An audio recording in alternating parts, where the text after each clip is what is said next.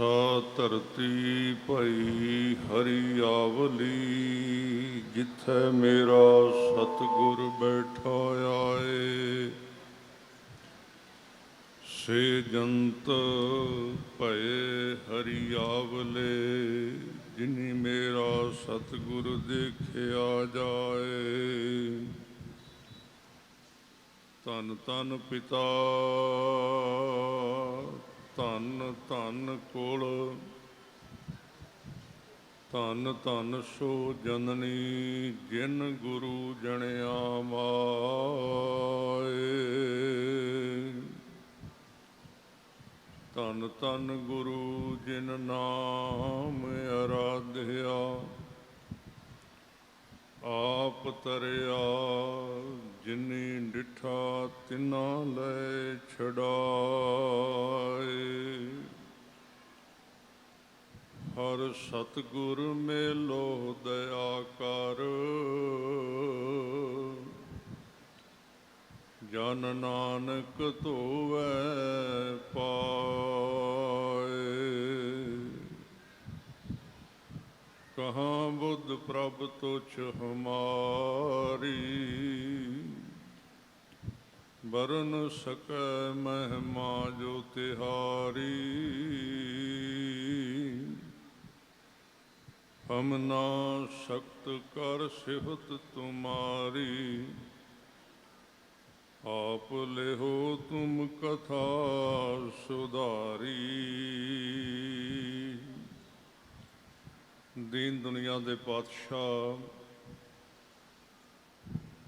धन धन श्री गुरु ग्रंथ साहिब सच्चे पातशाह जी, आप जी की हजूरी विच सजे हुए सत्कारयोग सन्मानयोग गुरु खालसा साध संगत जी, सारे आप जी वडभागी हो जो गुरु हजूरी विच पहुँचे हो। मनोबिरतियां नूं इकागर करके विचारां नूं रोक के सारे कलगीधर पातशाह की बख्शिश की हुई फतेह नाल सांझ करो जी। गज वज के फतेह बुलाओ जी। वाहिगुरू जी का खालसा, वाहिगुरू जी की फतेह। आप जी ने बड़ा रस पिन्ना कीर्तन भाई दविंदर सिंह जी हजूरी रागी श्री दरबार साहिब, उन्हां तो सरवण किया है। अज दा ये समागम सतगुरु गुरु हरकृष्ण साहब महाराज सच्चे पातशाह जी 8वें पातशाह उन्हां दे चरण छू प्राप्त अस्थान गुरुद्वारा श्री पंजोखरा साहिब, जिथे सतगुरां ने पहुँच के इत्थों दीयां संगतां नूं निहाल कीता। सतगुरु जी का जीवन बड़ा महान है और हैरान कर देण वाला है, क्योंकि साध संगत जी आम तौर पे ये मन्निया जाता है कि गुरु किसी समझदार बंदे नूं बनाया जाए तो वड्डी उम्र के बंदे नूं, शरीरक उम्र जिहदी ज़्यादा होवे, उन्होंने मनुख उहदी उम्र तो प्रभावित हुंदा है भी इन्नी वड्डी उम्र है, तजर्बा होवेगा। गुरु नानक दे घर विच जदों सतगुरां ने सिक्खी दी दात बख्शिश कीती है ते किसे गल्लों भी कोई भी पासा ऊना नहीं रहन दिता। इत्थे 72 साल दे बुढ़े बाबे गुरु अमरदास जी गद्दी ते बैठते हैं। 72 साल की उम्र है और 72 साल की उम्र 60 साल तो लैके 72 साल तक सेवा की है, वडेरी उम्र हुंदी है। एक पासे इन्नी वड्डी उम्र विच गुरु जोत गद्दी ते बैठदी है ते गुरु जोत ही है, वख-वख शरीरां दे विच सफ़र करके गई है। ਪਰ ਦੂਜੇ ਪਾਸੇ ਉਹੀ ਗੁਰੂ ਜੋਤ ਹੈ ਜਿਹੜੀ 5.5 ਸਾਲ ਦੇ ਸਰੀਰ ਦੇ ਵਿੱਚ ਨਿਵਾਸ ਕਰਦੀ ਹੈ, ਤੇ ਗੁਰੂ ਹਰਕ੍ਰਿਸ਼ਨ ਸਾਹਿਬ 5.5 ਸਾਲ ਦੀ ਉਮਰ ਵਿੱਚ ਗੱਦੀ ਤੇ ਬੈਠਦੇ ਨੇ। ਭੁਲੇਖਾ ਨਹੀਂ ਛੱਡਿਆ ਗੁਰੂ ਸਾਹਿਬ ਨੇ ਕਿ ਬੰਦੇ ਨੂੰ ਕਿਸੇ ਪਾਸਿਓਂ ਕੋਈ ਭੁਲੇਖਾ, ਕੋਈ ਸ਼ੱਕ ਰਵੇ ਬਈ ਗੁਰੂ ਜੋਤ ਦਾ ਨਾਂ ਹੈ। ਗੁਰੂ ਕੇਵਲ ਸੰਸਾਰਿਕ ਪੜ੍ਹਾਈ ਤੇ ਬੁੱਧੀ ਦਾ ਨਾਂ ਨਹੀਂ ਹੈ, ਸੰਸਾਰਿਕ ਉਮਰ ਦਾ ਨਾਂ ਨਹੀਂ ਹੈ। ਇਹ ਗੱਲ ਸਾਨੂੰ ਸਾਰਿਆਂ ਨੂੰ ਪੱਕੀ ਤੌਰ ਤੇ ਪੱਲੇ ਬੰਨ੍ਹਣੀ ਪੈ ਗਈ ਵੀ ਗੁਰੂ ਨਾਨਕ ਦੇ ਘਰ ਦੇ ਵਿੱਚ ਜੋਤ ਤੇ ਜੁਗਤ ਦਾ ਪ੍ਰਕਰਨ ਹੈ, ਵਿਸ਼ਾ ਹੈ। ਜੁਗਤ ਸਰੀਰ 10 ਵਰਤੇ ਨੇ ਮਹਾਰਾਜ ਦੇ, ਸਰੀਰ 10 ਵਰਤੇ ਨੇ, ਜੋਤ 10 ਨਹੀਂ ਹੈ, ਜੋਤ ਇੱਕੋ ਹੀ ਹੈ। ਵੈਸੇ ਤਾਂ ਸਾਧ ਸੰਗਤ ਜੀ ਜੋਤ ਸਾਰਿਆਂ ਸਰੀਰਾਂ ਦੇ ਵਿੱਚ ਹੈ, ਕੋਈ ਜੋਤ ਇੱਥੋਂ ਤੱਕ ਕਿ ਚੀਂਟੀ ਤੇ ਕੁੰਚਰ ਅਸਤੂਲਾ ਸਭ ਪਰ ਕਿਰਪਾ ਦ੍ਰਿਸ਼ਟ ਕਰ ਫੂਲਾ। ਜੋਤ ਤੋਂ ਖਾਲੀ ਤਾਂ ਕੋਈ ਥਾਂ ਹੈ ਨਹੀਂ। ਅਸਥਾਵਰ ਜੰਗਮ ਕੀਟ ਪਤੰਗਮ ਘਟ ਘਟ ਰਾਮ ਸਮਾਨਾ ਰੇ। ਛੋਟੇ ਕੀੜੇ ਤੋਂ ਲੈ ਕੇ ਤੇ ਹਾਥੀ ਤੱਕ ਸਾਰਿਆਂ ਦੇ ਵਿੱਚ ਉਹੀ ਜੋਤ ਹੈ। ਪਰ ਗੁਰੂ ਜੋਤ ਨੂੰ ਮਹਾਨਤਾ ਕਿਉਂ ਦਿੱਤੀ ਹੈ? ਇਹਦਾ ਕੀ ਕਾਰਨ ਹੈ? ਥੋੜੀ ਜਿਹੀ ਤਵੱਜੋ ਦੇਣਾ। ਜੋਤ ਸਾਰਿਆਂ ਦੇ ਵਿੱਚ ਹੀ ਹੈ, ਸਾਡੇ ਵਿੱਚ ਵੀ ਜੋਤ ਹੀ ਹੈ ਨਾ, ਤਾਂ ਹੀ ਸਰੀਰ ਚੱਲਦਾ ਹੈ। ਜੋਤ ਹੀ ਬੋਲਦੀ ਹੈ, ਜੋਤ ਹੀ ਵੇਖਦੀ ਹੈ, ਜੋਤ ਹੀ ਸੋਚਦੀ ਹੈ, ਜੋਤ ਹੀ ਠੰਡ ਗਰਮੀ ਮਹਿਸੂਸ ਕਰਦੀ ਹੈ, ਦੁੱਖ ਸੁੱਖ ਮਹਿਸੂਸ ਕਰਦੀ ਹੈ। ਔਰ ਬਾਣੀ ਦੇ ਵਿੱਚ ਬਕਾਇਦਾ ਇਹਦੇ ਭੱਟਾਂ ਨੇ ਇਸ ਚੀਜ਼ ਨੂੰ ਸਿੱਖਾਂ ਵਾਸਤੇ ਸਰਲ ਕਰਕੇ ਦੱਸਿਆ ਵੀ ਗੁਰੂ ਕੌਣ ਹੈ। ਗੁਰੂ ਨੂੰ ਵੀ ਲੋੜ ਪਈ ਉਹਨਾਂ ਦੀ, ਗੁਰੂ ਨੂੰ ਆਪਣਾ ਆਪ ਦੱਸਣ ਵਾਸਤੇ ਸਿੱਖਾਂ ਦੀ ਭੱਟਾਂ ਦੀ ਲੋੜ ਪਈ ਕਿ ਗੁਰੂ ਕੌਣ ਹੈ। ਇਸ ਕਰਕੇ ਉਹਨਾਂ ਨੇ ਵਿੱਚ ਭੱਟ ਲਿਆਂਦੇ ਨੇ। ਗੁਰੂ ਨੂੰ ਦੁਨੀਆ ਦੇ ਸਾਹਮਣੇ ਦੱਸਣ ਵਾਲਾ ਸਿੱਖ ਚਾਹੀਦਾ ਵੀ ਗੁਰੂ ਕੌਣ ਹੈ। ਅੱਜ ਵੀ ਇਹ ਸਮੱਸਿਆ ਹੈ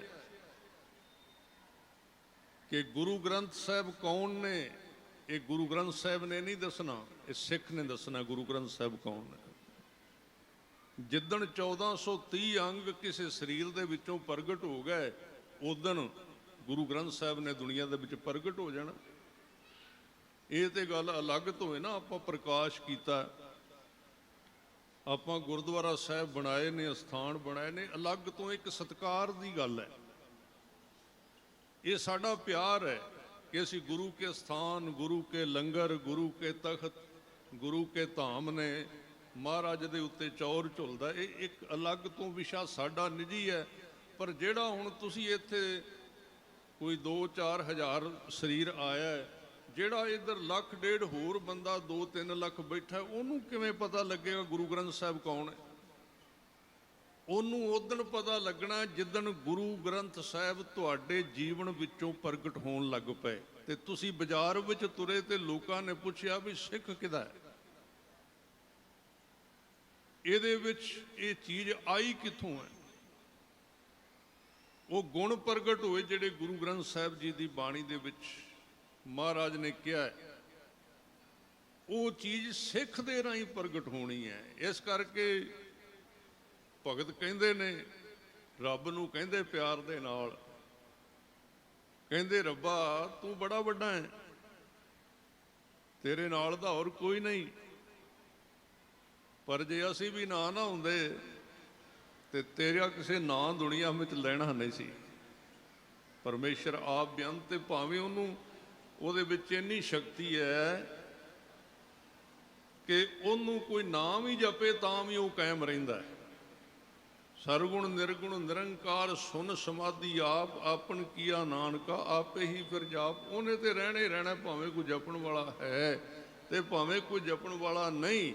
ਇਹ ਗੱਲ ਅਲੱਗ ਤੋਂ ਉਹਦੀ ਹੋਂਦ ਕਾਇਮ ਰਹਿੰਦੀ ਹੈ। ਪਰ ਸਾਧ ਸੰਗਤ ਜੀ, ਉਹਨੂੰ ਪ੍ਰਗਟ ਭਗਤ ਨੇ ਕੀਤਾ ਹੈ। ਬਾਣੀ ਵਿੱਚ ਸ਼ਬਦ ਆਉਂਦਾ ਹੈ, ਜਿਨ ਕੀਤੋ ਸੌਤ ਬਿਧਾਤਾ। ਸੌਤ ਮੈਨੇ ਹੁੰਦਾ ਔਲਾਦ ਵਾਲਾ, ਤੇ ਔਤ ਮੈਨੇ ਹੁੰਦਾ ਜਿਹਦੀ ਔਲਾਦ ਨਾ ਹੋਵੇ। ਭਗਤ ਕਹਿੰਦੇ ਨੇ ਅਸੀਂ ਤੈਨੂੰ ਪੁੱਤਰਾਂ ਵਾਲਾ ਬਣਾ ਦਿੱਤਾ ਹੈ। ਲੋਕ ਕਹਿੰਦੇ ਨੇ ਪਰਮਾਤਮਾ ਦਾ ਪੁੱਤਰ ਹੈ, ਗੁਰੂ ਦਾ ਪੁੱਤਰ ਹੈ। ਸਿੱਖੀ ਪ੍ਰਗਟ ਹੁੰਦੀ ਹੈ ਸਿੱਖਾਂ ਦੇ ਵਿੱਚੋਂ, ਗੁਰੂ ਨੇ ਸਿੱਖੀ ਦੇਣੀ ਹੈ। ਬੀਜ ਪ੍ਰਗਟ ਹੋਣਾ ਹੈ ਜ਼ਮੀਨ ਦੇ ਵਿੱਚੋਂ, ਬੀਜ ਦੇਣ ਵਾਲੇ ਨੇ ਬੀਜ ਦੇ ਦੇਣਾ ਹੈ। ਇਸ ਕਰਕੇ ਨਾਮ ਨੂੰ, ਸਿਮਰਨ ਨੂੰ, ਬੰਦਗੀ ਨੂੰ, ਸਿੱਖੀ ਨੂੰ ਬੀਜ ਕਿਹਾ ਹੈ। ਬੀਜ ਮੰਤਰ ਆਪਾਂ ਜਿਹੜਾ ਜਪਣੇ ਆ ਨਾ, ਇਹਨੂੰ ਬੀਜ ਮੰਤਰ ਕਹਿੰਦੇ ਨੇ। ਬੀਜ ਦਾ ਮਤਲਬ ਕੀ ਹੈ? ਬੀਜ ਤਾਂ ਲਾਭਦਾਇਕ ਹੈ ਜੇ ਬੀਜਿਆ ਜਾਏ, ਨਾ ਬੀਜਿਆ ਜਾਏ ਤੇ ਹਵਾ ਤੇ ਧੁੱਪ ਨਾਲ ਸੁੱਕ ਜਾਣਾ। ਅਸੀਂ ਹੁਣ ਅੱਜ ਕੀਰਤਨ ਹੋਇਆ ਹੈ, ਕਥਾ ਹੋਣੀ ਹੈ, ਹੋ ਰਹੀ ਹੈ, ਕਈ ਵਾਰੀ ਹੋਈ ਹੈ। ਸਵੇਰੇ ਫਿਰ ਤੁਸੀਂ ਮੰਜੀ ਸਾਹਿਬ ਤੋਂ ਸੁਣ ਲੈਣੀ। ਇਹ ਤਾਂ ਬੀਜ ਹੈ। ਬੀਜ ਦੀ ਤੇ ਵਰਖਾ ਹੋ ਰਹੀ ਹੈ ਰੋਜ਼। ਗੁਰੂ ਸਾਹਿਬ ਤਾਂ ਰੋਜ਼ ਬੀਜ ਦੀ ਵਰਖਾ ਕਰ ਰਹੇ ਨੇ। ਪਰ ਜੇ ਅੱਗੇ ਹੀ ਘਾਹ ਉੱਗਿਆ ਹੋਵੇ ਤੇ ਸਾਧ ਸੰਗਤ ਜੀ ਬੀਜ ਉੱਗੇਗਾ ਕਿੱਥੇ? ਸਿੱਖ ਦੇ ਹਿਰਦੇ ਦੀ ਜ਼ਮੀਨ ਤੇ ਚਾਹੀਦੀ ਹੈ ਨਾ, ਜਿਹਦੇ ਵਿੱਚ ਬੀਜ ਨੇ ਉੱਗਣਾ। ਤੇ ਉਸ ਜ਼ਮੀਨ ਦਾ ਗੁਰੂ ਸਾਹਿਬ ਨੇ ਗੁਰਬਾਣੀ ਦੇ ਵਿੱਚ ਹਵਾਲਾ ਦਿੱਤਾ ਹੈ ਵੀ ਸਿੱਖ ਦੇ ਜੀਵਨ ਦੀ ਜ਼ਮੀਨ, ਉਹਦਾ ਬੇਸ ਕਿਵੇਂ ਦਾ ਚਾਹੀਦਾ, ਤਾਂ ਨਾਮ ਉੱਗੇਗਾ, ਤਾਂ ਬੰਦਗੀ ਉੱਗੇਗੀ। ਗੁਰੂ ਨਾਨਕ ਦੇਵ ਜੀ ਦਾ ਇੱਕ ਸ਼ਬਦ ਥੋੜਾ ਜਿਹਾ ਇਸ ਗੱਲ ਨੂੰ ਸਮਝਣ ਵਾਸਤੇ ਬੜਾ ਸਹਾਇਕ ਹੋਵੇਗਾ। ਮਹਾਰਾਜ ਕਹਿੰਦੇ, ਮਨ ਹਾਲੀ ਕਿਰਸਾਣੀ ਕਰਨੀ, ਸ਼ਰਮ ਪਾਣੀ ਤਨ ਖੇਤ, ਨਾਮ ਬੀਜ ਸੰਤੋਖ ਸੁਹਾਗਾ, ਰੱਖ ਗਰੀਬੀ ਵੇਸ਼, ਭਾਉ ਕਰਮ ਕਰ ਉਗਸੀ ਸੇ ਕਰ ਪਾਗਠ ਦੇ। ਸਿੱਖੀ ਨੇ ਉੱਗਣਾ ਕਿਵੇਂ? ਮਨ ਵਿੱਚ ਵਿਚਾਰ ਜ਼ਰੂਰ ਸੁਣਿਆ ਕਰੋ। ਚੰਗੀ ਗੱਲ ਹੈ ਤੁਸੀਂ ਜਕਾਰੇ ਬੁਲਾ ਰਹੇ ਸੀ, ਬੜੀ ਚੰਗੀ ਗੱਲ ਹੈ। ਪਰ ਜੇ ਕੋ ਉੱਠ ਕੇ ਪੁੱਛ ਲੈ ਵੀ ਜਿਸ ਸ਼ਬਦ ਦੇ ਪਿੱਛੇ ਤੁਸੀਂ ਜਕਾਰਾ ਛਡਾਇਆ ਉਹ ਸ਼ਬਦ ਕਿਹੜਾ ਹੈ, ਭਾਵੇਂ ਸੁਣੇ ਹੀ ਨਾ ਹੋਵੇ। ਮੈਂ ਨਹੀਂ ਕਹਿ ਰਿਹਾ ਵੀ ਜਕਾਰਾ ਨਾ ਬੁਲਾਓ, ਬੁਲਾਓ ਵੀ ਤੇ ਸੁਣੋ ਵੀ। ਸੁਣਨ ਦੀ ਮਹਿਮਾ ਬੜੀ ਵੱਡੀ ਹੈ।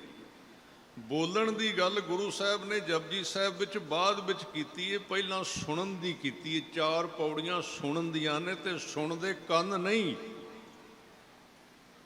ਸੁਣਦਾ ਧਿਆਨ ਹੈ।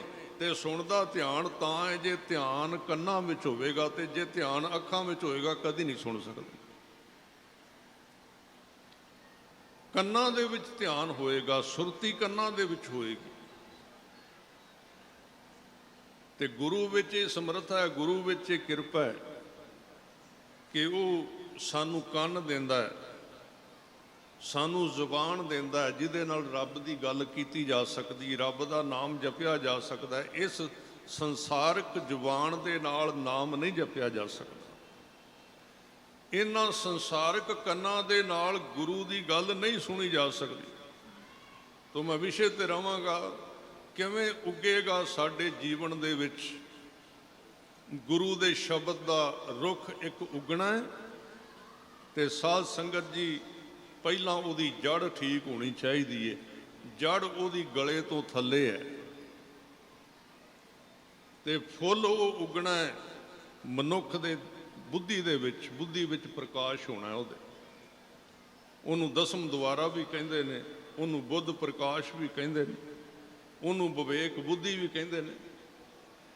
ਸੋ ਮਹਾਰਾਜ ਗੁਰੂ ਨਾਨਕ ਦੇਵ ਜੀ ਕਹਿੰਦੇ, ਮਨ ਹਾਲੀ, ਮਨ ਨੂੰ ਹਾਲੀ ਬਣਾ ਪਹਿਲਾਂ ਸਭ ਤੋਂ ਆਪਣੇ ਜੀਵਨ ਦੇ ਵਿੱਚ ਨਾਮ ਬੀਜਣ ਵਾਸਤੇ, ਤਾਂ ਕਿ ਉਹ ਦਾਣੇ ਤੇਰੇ ਕੋਲ ਹੋਣ ਜਿਹੜੇ ਸਰੀਰ ਛੱਡਣ ਤੋਂ ਬਾਅਦ ਵੀ ਤੂੰ ਖਾ ਸਕਦਾ, ਫਿਰ ਭੁੱਖਾ ਨਹੀਂ ਰਹੇਗਾ।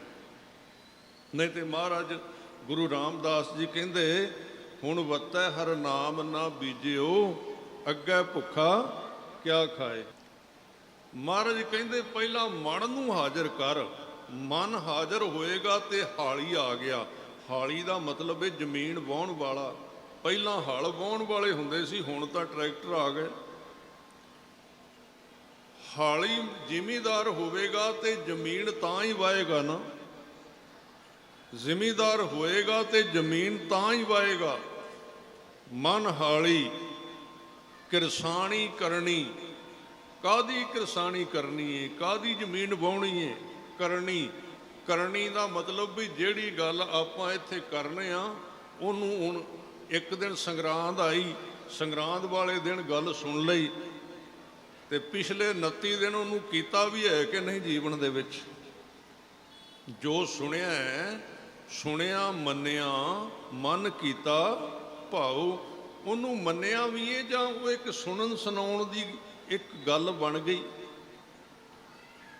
ਉਹਨੂੰ ਮੰਨਿਆ ਨਹੀਂ ਜੀਵਨ ਦੇ ਵਿੱਚ। ਉੱਗੇਗਾ ਕਿਵੇਂ ਜੇ ਮੰਨਾਂਗੇ ਤਾਂ ਸਭ ਤੋਂ ਪਹਿਲਾਂ ਮਨ ਹਾਲੀ ਤੇ ਫਿਰ ਕਿਰਸਾਣੀ ਕਰਨੀ। ਕਰਨੀ ਮੈਨੇ ਚੰਗੇ ਅਮਲ। ਆ ਬਗਦਾਦ ਦੇ ਵਿੱਚ ਗੁਰੂ ਸਾਹਿਬ ਤੋਂ ਪੁੱਛਿਆ ਸੀ ਰੁਕਨਦੀਨ ਕਾਜੀ ਨੇ ਕਿ ਮਜ਼ਹਬ ਦੀ ਵਿਸ਼ੇਸ਼ਤਾ, ਮਜ਼ਹਬ ਦੀ ਇੱਕ ਛੋਟੀ ਜਿਹੀ ਗੱਲ ਦੱਸੋ ਕਿ ਮਜ਼ਹਬ ਵਿੱਚ ਵਿਕਾਸ ਕਿਵੇਂ ਹੋ ਸਕਦਾ ਹੈ, ਪਰਮਾਤਮਾ ਦੇ ਘਰ ਵੱਲ ਕਿਵੇਂ ਅਸੀਂ ਸਫਲ ਹੋ ਸਕਨੇ ਹਾਂ ਜਾਣ ਦੇ ਵਿੱਚ। ਤੇ ਗੁਰੂ ਸਾਹਿਬ ਨੇ ਕਿਹਾ ਸੀ ਅਮਲ। ਅਮਲ ਸ਼ਬਦ ਵਰਤਿਆ ਸੀ। ਬਾਬਾ ਆਖੇ ਹਾਜੀਆਂ ਸ਼ੁਭ ਅਮਲਾਂ ਬਾਝੋਂ ਦੋਨੋਂ ਰੋਈ। ਇਹ ਅਮਲ ਸ਼ਬਦ ਹੈ ਨਾ ਜਿਹੜਾ ਅਮਲ, ਇਹਦਾ ਕੀ ਮਤਲਬ ਹੋਇਆ? ਅਮਲ ਆ ਮੈਂ ਪਿੱਛੇ ਜੀ ਇੱਕ ਸਾਧ ਸੰਗਤ ਜੀ ਚੈਨਲ ਨੂੰ ਕੁਝ ਬੋਲ ਕੇ ਦੇਣਾ ਸੀ, ਐਡ ਦੇਣੀ ਸੀ ਤੇ ਉਹਦੇ ਥੱਲੇ ਲਿਖ ਦਿੱਤਾ, ਉਹਦੇ ਵਿੱਚ ਇੱਕ ਕਲਿੱਪ ਉਹਨਾਂ ਨੇ ਪਾ ਦਿੱਤਾ ਤੇ ਉਹਦੇ ਵਿੱਚ ਗੁਰੂ ਗ੍ਰੰਥ ਸਾਹਿਬ ਜੀ ਦੀ ਵਿਆਖਿਆ ਮੈਂ ਕੀਤੀ ਹੋਈ ਸੀ ਕਿ ਨਾਮ ਦਾ ਅਮਲ, ਨਾਮ ਦੀ ਸ਼ਰਾਬ। ਉਹਨਾਂ ਵਾਪਸ ਭੇਜ ਦਿੱਤਾ, ਕਹਿੰਦੇ ਇਹ ਤਾਂ ਰੌਲਾ ਪੈ ਜਾਣਾ, ਸਿੱਖਾਂ ਨੇ ਡਾਂਗਾ ਲੈ ਕੇ ਸਾਡੇ ਕੈਮਰੇ ਤੋੜ ਦੇਣੇ ਨੇ। ਸਿੱਖਾਂ ਨੇ ਕੈਮਰੇ ਤੋੜ ਦੇਣੇ ਨੇ ਸਾਡੇ। ਮੈਂ ਕਿਹਾ ਵੀ ਕੀ ਗੱਲ? ਕਹਿੰਦੇ ਤੇ ਵੀ ਸ਼ਰਾਬ ਦਾ, ਨਸ਼ੇ ਦਾ ਨਾਂ ਹੈ, ਅਮਲ ਦਾ ਨਾਂ ਹੈ। ਤੇ ਮੈਂ ਕਿਹਾ ਧਰਮ ਹੈ ਅਮਲ। ਗੁਰੂ ਸਾਹਿਬ ਨੇ ਉਦਾਹਰਣ ਦਿੱਤੀ, ਇਹ ਨਹੀਂ ਵੀ ਅਮਲ ਖਾਓ ਤੁਸੀਂ। ਉਹਨਾਂ ਨੇ ਕਿਹਾ ਵੀ ਅਮਲ ਤਾਂ ਕੰਮ ਦਿੰਦਾ ਹੈ, ਹੱਥ ਤੇ ਰੱਖੀ ਰੱਖੋ ਤੇ ਕੰਮ ਨਹੀਂ ਦਿੰਦਾ। ਹੱਥ ਤੇ ਤੁਸੀਂ ਅਮਲ ਨੂੰ ਰੱਖੋ ਤੇ ਕੰਮ ਨਹੀਂ ਦਿੰਦਾ। ਉਹਨੂੰ ਆਪਣੀ ਜੀਭ ਤੇ ਰੱਖ ਕੇ ਅੰਦਰ ਲੰਘਾਓਗੇ, ਅੰਦਰ ਲੈ ਕੇ ਜਾਓਗੇ ਤੇ ਅਮਲ ਨੇ ਤਾਂ ਸਰੀਰ ਤੇ ਅਸਰ ਕਰਨਾ। ਇਸੇ ਤਰ੍ਹਾਂ ਹੀ ਧਰਮ ਹੈ। ਧਰਮ ਨੂੰ ਤੁਸੀਂ ਬੋਲੀ ਜਾਓ, ਧਰਮ ਦੀਆਂ ਕਵਿਤਾਵਾਂ, ਧਰਮ ਦੇ ਵੱਡੇ ਵੱਡੇ ਸਮਾਗਮ, ਧਰਮ ਦੀਆਂ ਗੱਲਾਂ, ਕਿਤਾਬਾਂ, ਕਈ ਕੁਝ, ਇਹ ਇੱਕ ਸਿਰਫ ਤੁਸੀਂ ਉਪਰਾਲਾ ਕੀਤਾ ਹੈ। ਅਜੇ ਧਰਮ ਨੂੰ ਮਹਾਰਾਜ ਕਹਿੰਦੇ ਜੇ ਕੋ ਖਾਵੇ ਜੇ ਕੋ ਪੁੰਚੈ ਤਿਸ ਕਾ ਹੋਏ ਉਦਾਰੋ।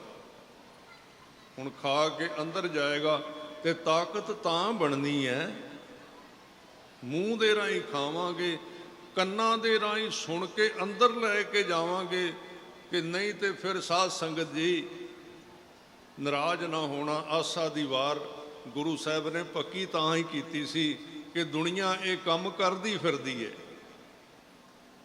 ਦੁਨੀਆ ਇਹ ਕੰਮ ਕਰਦੀ ਫਿਰਦੀ ਹੈ। ਵਾਇਨ ਚੇਲੇ ਨੱਚਣ ਗੁਰ, ਬਸ ਲੋਰ ਜਿਹਾ ਆ ਹੀ ਰਹਿੰਦਾ ਹੈ। ਸਾਜ਼ ਬੜੇ ਵੱਜਦੇ ਨੇ, ਸਵਾਦ ਮਾਰੋ ਮਾਰ। ਉੱਥੇ ਕੀ ਹੋਇਆ ਇਹਦਾ ਕੋਈ ਪਤਾ ਨਹੀਂ।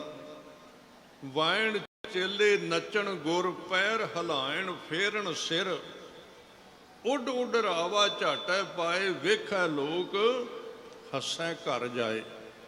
ਰੋਟੀਆਂ ਕਾਰਨ ਪੂਰੈ ਤਾਲ, ਆਪ ਪਛਾੜੈ ਧਰਤੀ ਨਾਲ। ਗਾਵਣ ਗੋਪੀਆਂ ਗਾਵਣ ਕਾਣ, ਗਾਵਣ ਸੀਤਾ ਰਾਜੇ ਰਾਮ।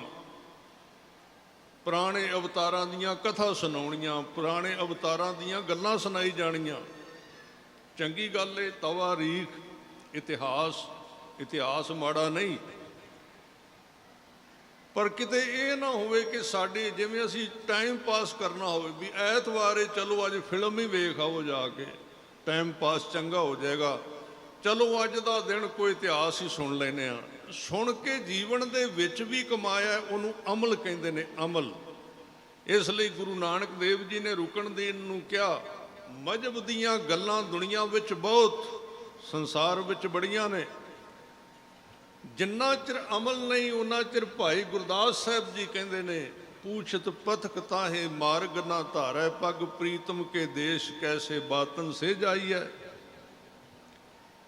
ਤੁਰਦਾ ਹੈ ਨਹੀਂ ਪੁੱਛੀ ਜਾਂਦਾ, ਤੁਰਦਾ ਹੈ ਨਹੀਂ ਪੜ੍ਹੀ ਜਾਂਦਾ। ਪੂਛਤ ਹੈ ਵੈਦ ਖਾਤ ਔਖਦ ਨਾ ਸੰਜਮ ਸੇ, ਵੈਦ ਨੂੰ ਪੁੱਛਦਾ ਵੀ ਰੋਗ ਕਿਵੇਂ ਹਟੇਗਾ,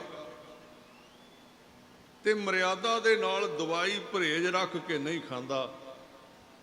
ਉਹ ਕਹਿੰਦਾ ਵੀ ਉਹ ਕਹਿੰਦਾ ਮਿੱਠਾ ਬੰਦ ਕਰ, ਤੇ ਕਈ ਤਾਂ ਇਹ ਕਹਿੰਦੇ ਕੋਈ ਗੱਲ ਨਹੀਂ, ਸ਼ੂਗਰ ਦੀਆਂ ਗੋਲੀਆਂ ਕਾਹਦੇ ਵਾਸਤੇ ਨਿਕਲੀਆਂ ਨੇ, ਜੇ ਜਲੇਬ ਹੀ ਬੰਦ ਕਰਨੇ ਨੇ ਤੇ ਰੱਜ ਕੇ ਖਾਓ ਤੇ ਪਿੱਛੋਂ ਦਵਾਈ ਖਾਓ, ਰੱਜ ਕੇ ਝੂਠ ਬੋਲੋ ਤੇ ਫਿਰ ਗੁਰਦੁਆਰੇ ਜਾਓ। ਹੁਣ ਗੱਲ ਇੱਧਰ ਦੀ ਚੱਲ ਪਈ ਥੋੜ੍ਹੀ ਜਿਹੀ, ਕਥਾ ਦਾ ਕੰਮ ਇਸ ਤਰ੍ਹਾਂ ਦਾ ਹੁੰਦਾ ਸਾਧ ਸੰਗਤ, ਜਿਹੜੇ ਪਾਸੇ ਨੂੰ ਕੰਮ ਚੱਲ ਜਾਏ।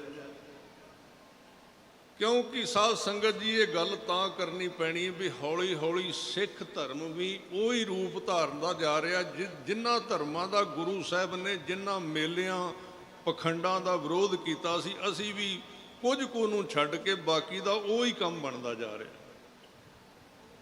ਭਾਈ ਗੁਰਦਾਸ ਸਾਹਿਬ ਸਿੱਖੀ ਦੇ ਵੇਦ ਵਿਆਸ ਵਿਦਵਾਨ ਕਹਿੰਦੇ ਨੇ ਕਿ ਪੁੱਛਦਾ ਵੈਦ ਨੂੰ ਤੇ ਖਾਂਦਾ ਨਹੀਂ, ਤੇ ਫਿਰ ਇਹਦਾ ਕੈਸੇ ਮਿਟੇ ਰੋਗ ਸੁਖ ਸਹਿਜ ਸਮਾਈਐ, ਰੋਗ ਕਿਵੇਂ ਮਿਟੇਗਾ। ਤੇ ਫਿਰ ਮਰੀਜ਼ ਅੱਜ ਕੱਲ ਡਾਕਟਰਾਂ ਤੋਂ ਸਿਆਣੇ ਨੇ ਤੇ ਸਿੱਖ ਅੱਜ ਕੱਲ ਗੁਰੂ ਤੋਂ ਸਿਆਣੇ ਨੇ। ਸਾਧ ਸੰਗਤ ਜੀ ਤਰੀਕਾ ਲੱਭ ਲੈਂਦੇ ਨੇ, ਗੁਰੂ ਭਾਵੇਂ ਰੋਕ ਕੇ ਵੀ ਪਿਆ, ਜੁਗਤ ਲੱਭ ਲੈਂਦੇ ਨੇ, ਤਰੀਕਾ ਲੱਭ ਲੈਂਦੇ। ਮੈਂ ਇੰਨੇ ਕਰੋੜ ਗੁਰੂ ਨੂੰ ਦਿੱਤਾ, ਇਹ ਨਹੀਂ ਪਤਾ ਵੀ ਉਹਦੇ ਵਿੱਚੋਂ ਟੈਕਸ ਕਿੰਨਾ ਬਚਾ ਲਿਆ, ਵਿੱਚੋਂ ਹੋਰ ਕਈ ਕੁਝ ਕਰ ਲਿਆ। ਉਹ ਜਿਵੇਂ ਤੁਸੀਂ ਸੁਣਿਆ ਹੋਵੇਗਾ ਨਾ, ਕਹਾਣੀਆਂ ਸਮਝਣ ਵਾਸਤੇ ਹੁੰਦੀਆਂ ਨੇ, ਵੀ ਇੱਕ ਬੰਦੇ ਦਾ ਰੋਗ ਨਹੀਂ ਸੀ ਹਟਦਾ ਤੇ ਬੜਾ ਸਿਆਣਾ ਵੈਦ ਆਇਆ ਜਿਹਦੀ ਦਵਾਈ ਅਚੂਕ ਸੀ। ਕਦੀ ਉਹਦੀ ਦਵਾਈ ਕਿਸ ਖਾ ਕੇ ਕੋਈ ਬੰਦਾ ਇਹ ਨਹੀਂ ਸੀ ਕਹਿ ਸਕਦਾ ਵੀ ਮੈਂ ਠੀਕ ਨਹੀਂ ਹੋਇਆ। ਘਰ ਵਾਲੀ ਨੇ ਸੋਚਿਆ ਵੀ ਇਹਨੂੰ ਉੱਥੇ ਲੈ ਕੇ ਜਾਣੀ, ਉਹ ਘਰ ਵਾਲੀ ਲੈ ਕੇ ਚਲੀ ਗਈ। ਉਹਨੇ ਵੇਖਿਆ, ਕਹਿੰਦੇ ਜੀ ਠੀਕ ਤਾਂ ਹੋ ਜਾਓਗੇ ਪਰ ਪਰਹੇਜ਼ ਇਹ ਦਵਾਈ ਦੇ ਨਾਲ ਕਰਨਾ ਪੈਂਦਾ ਹੈ। ਥੋੜੇ ਜਿਹੇ ਭਾਰੇ ਸੀ, ਤਗੜੇ ਸੀ, ਕਹਿੰਦੇ ਵੀ ਥੋੜੀ ਜਿਹੀ ਕਿਰਪਾ ਕਰੋ, ਵੀ ਪ੍ਰਸ਼ਾਦੇ ਕਿੰਨੇ ਕੁ ਛਕਦੇ ਹੋ ਘੱਟ ਕਰੋ, ਥੋੜਾ ਜਿਹਾ ਦਵਾਈ ਨੂੰ ਕੰਮ ਕਰਨ ਦਾ ਟਾਈਮ ਦਿਓ, ਤਾਂ ਹੀ ਦਵਾਈ ਕੰਮ ਕਰੇਗੀ ਨਾ। ਉਹ ਕਹਿੰਦੇ ਜੀ ਪ੍ਰਸ਼ਾਦੇ ਕਿੰਨੇ, ਕਹਿੰਦੇ ਪ੍ਰਸ਼ਾਦੇ ਤਾਂ ਛਕੀਦੇ ਨੇ 4-5 ਇੱਕ ਟਾਈਮ ਤੇ 3-4 ਵਾਰੀ ਛਕ ਲਈਦੇ ਨੇ, ਮਤਲਬ 15-20 ਹੋ ਜਾਂਦੇ ਨੇ। ਉਹ ਕਹਿੰਦੇ ਨਹੀਂ, ਕਹਿੰਦੇ ਇੱਕ ਪ੍ਰਸ਼ਾਦਾ 3 ਟਾਈਮ ਛਕਣਾ, ਘੱਟ ਕਰਨੀ ਹੈ ਖੁਰਾਕ ਤੇ ਤਾਂ ਦਵਾਈ ਕੰਮ ਕਰੇਗੀ। ਉਹ ਡਾਕਟਰ ਕਹਿੰਦਾ ਜੀ ਕੋਈ ਗੱਲ ਨਹੀਂ, ਇਹ ਕੋਈ ਗੱਲ। ਮਰੀਜ਼ ਸੀ ਬੜਾ ਸਿਆਣਾ। ਮੈਂ ਗੱਲ ਕਰਨਾ ਵੀ ਸਿੱਖ ਗੁਰੂ ਤੋਂ ਸਿਆਣੇ ਹੋ ਗਏ ਨੇ ਅੱਜ ਕੱਲ੍ਹ, ਉਹ ਤਰੀਕੇ ਲੱਭ ਲੈਂਦੇ ਨੇ। ਘਰ ਗਏ ਤੇ ਘਰ ਵਾਲੀ ਨੂੰ ਪਤਾ ਸੀ ਵੀ ਇਹ ਖਾਣ ਪੀਣ ਦੇ ਸਰਦਾਰ ਜੀ ਸ਼ੌਕੀਨ ਨੇ ਤੇ ਕਿਵੇਂ ਛੱਡਣਗੇ। ਉਹਨੇ ਕਿਹਾ ਇੱਕ ਤੇ ਇਹ ਛਕਦੇ ਸੀ 5-5 ਇੱਕ ਟਾਈਮ, ਇਹ ਛਕਦੇ ਸੀ 15 ਤੇ ਉਹਨੇ 3 ਕਰ ਦਿੱਤੀਆਂ ਨੇ, ਤੇ ਕੰਮ ਕਿਵੇਂ ਚੱਲੇਗਾ। ਤੇ ਉਹ ਵਿਚਾਰੀ ਚੁੱਪ ਜੀ ਕਰ ਰਹੀ, ਤੇ ਜਦੋਂ ਸਵੇਰੇ ਆਟਾ ਗੁੰਨਣ ਲੱਗੀ ਨਾ, ਥੋੜਾ ਜਿਹਾ ਉਹਨੇ ਆਟਾ ਪਾਇਆ ਵੀ ਅੱਜ ਤਾਂ ਹੁਣ ਇੱਕ ਹੀ ਖਾਣੀਆਂ ਨਾ। ਤੇ ਸਾਧ ਸੰਗਤ ਜੀ ਉਹ ਕਹਿੰਦਾ ਭਗਵਾਨ ਨੇ ਕੀ ਗੱਲ ਪਰਾਤ ਵਿੱਚ ਆਟਾ ਥੋੜਾ ਹੈ। ਉਹ ਕਹਿੰਦੇ ਜੀ ਵੈਦ ਸਾਹਿਬ ਨੇ ਕਿਹਾ ਵੀ ਇੱਕ ਪ੍ਰਸ਼ਾਦਾ 3 ਟਾਈਮ ਖਾਣਾ। ਕਹਿੰਦੇ ਤੂੰ ਫਿਕਰ ਨਾ ਕਰ, ਆਟਾ ਉਨਾ ਹੀ ਗੁੰਨ, ਮੈਂ ਤੈਨੂੰ ਤਰੀਕਾ ਦੱਸ ਦਿਆਂਗਾ, ਫਿਕਰ ਨਾ ਕਰ। ਹੁਕਮ ਮੰਨਿਆ ਉਹਨੇ, ਆਟਾ ਉਨਾ ਹੀ ਗੁੰਨ ਲਿਆ। ਉਹਨੇ ਕਿਹਾ ਜੀ ਹੁਣ ਦੱਸੋ ਪਕਾਉਣ ਲੱਗਿਆ। ਕਹਿੰਦੇ ਉਹਨਾਂ ਇੱਕ ਕਿਹਾ ਨਾ ਹਕੀਮ ਸਾਹਿਬ ਨੇ, ਇੱਕ ਪ੍ਰਸ਼ਾਦਾ, ਕਹਿੰਦੇ ਹਾਂ। ਅੱਗੇ ਮੈਂ ਛਕਦਾ ਸੀ 5, ਕਹਿੰਦੇ 5 ਦਾ ਆਟਾ ਇੱਕ ਨੂੰ ਲਾ ਦੇ। ਤਰੀਕਾ ਲੱਭ ਲਿਆ। ਅੱਜ ਕੱਲ ਤਰੀਕੇ ਬੜੇ ਨੇ ਬੰਦੇ ਕੋਲ, ਗੁਰੂ ਕੋਲੋਂ। ਹਾਂ ਮਿਲੇ ਕੁਝ ਨਾ ਮਿਲੇ ਫਿਰ ਉਹ ਪ੍ਰਾਪਤੀ ਨਹੀਂ ਹੁੰਦੀ। ਕੈਸੇ ਮਿਟੇ ਰੋਗ ਸੁਖ ਸਹਿਜ ਸਮਾਈਐ, पूछत सुहागण है कर्म दुहागण के, कैसे बहु नायक की नायका कहाइय। गाए सुने आंखें मीचे पाइए, ना परम पद गुर उपदेश गह जौलो ना कमाइए। जिन्ना चिर गुरु का उपदेश नहीं कमाते। मैं एक विषा थोड़ा जिहा पासे नूं लै के चला गया सी। मैं एक गल तुहाडे नाल कर रहा सी भी गुरु जोत जिहड़ी है किते 70-72 साल की उम्र विच गुरु अमरदास जी के रूप विच, ते किते साध संगत जी गुरु जोत 5-5.5 साल की उम्र विच। ते एक विषा मैं अमल का लिया सी। जदों कथा सुनीए फिर इस तरह 2-2 3-3 विषय इकट्ठे शुरू हो जाते हैं, तां फिर अखीर नूं आपां नूं इकट्ठे करने पैंदे जदों घड़ी नेड़े आ जाती। ते तुसीं तवज्जो देना भी पिछला भुल ना जाना भी अगली गल कीता ते पिछला छुट गया। एक अमल की गल करते महाराज कहते नाम का बूटा उगाउणा है ते ओहदे वास्ते मन हाली, मन सौंप गुरु नूं सब तो पहला। ते हाली दे विच एक गुण हुंदा सी, हुण ते हाली रहे ही नहीं। हाली दे विच गुण हुंदा सी भी पहला लोकी हल 2 वजे सवेरे जोंदे सी। कुछ बजुर्ग विच होणगे जिन्हां ने हुण तां हुण वालियां नूं पुछो उन्हां नूं ते हल दा पता भी नहीं होना हल हुंदा की है। गुरु ग्रंथ साहिब विच जिहड़ियां चीज़ां आईयां ने कई हुण वरतों विच नहीं रहीआं। मधाणी की गल आई है, हल की गल आई है। ਉਹਦਾ मतलब ਇਹ है भी इन्ना उदमी होना चाहिए नाम जपण वाला जिवें हाली सवेरे 2 वजे उठ के जोंदा।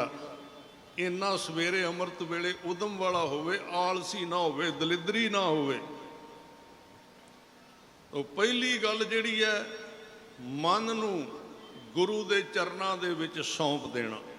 मन सौंपना ते मन का अर्थ है भी शरीर सौंप देना। जदों मन सौंपिया शरीर नाल जुड़िया होया, शरीर आपे सौंप देना।